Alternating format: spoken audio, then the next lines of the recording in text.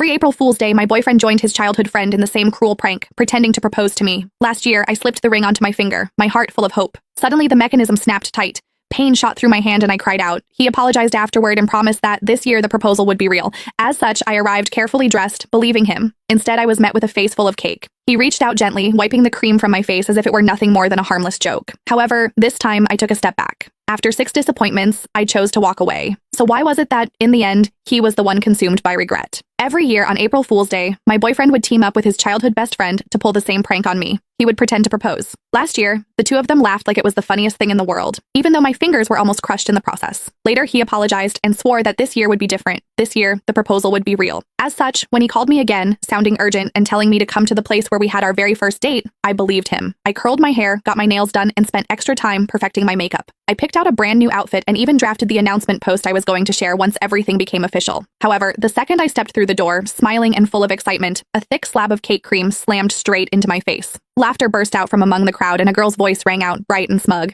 "I told you Whitney would show up, Nolan. You lost." Nolan Jones walked over and, just like always, gently wiped the cream off my face. "You got all dressed up," he said with a soft smile. "It's a shame about the outfit." Then he added, like it was nothing, "I made a bet with the guys about whether I could get you to come. I said you wouldn't.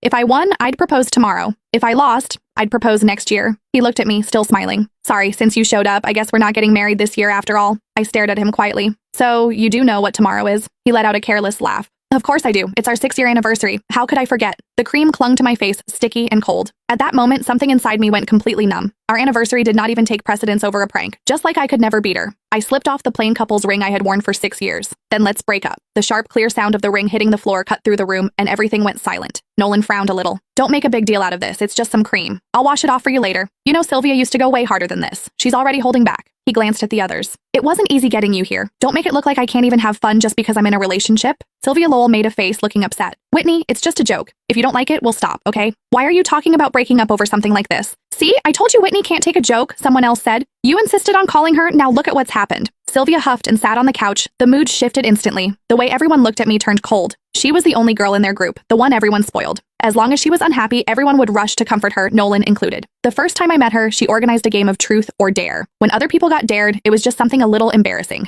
However, when it was my turn, they asked me to do something way out of line in front of everyone. All I said was that it was too much and I did not like it. Sylvia's eyes immediately turned red and she ran out of the room. Everyone ran after her, Nolan too. The welcome party that was supposed to be for me ended with me sitting there alone. He never said anything about it afterward, but from that day on, he never brought me to their gatherings again, unless Sylvia said it was okay. Then Nolan looked at me, his brows pulled tight. "Whitney, apologize to Sylvia." Before, I would have swallowed everything. I would have forced a smile, apologized, and explained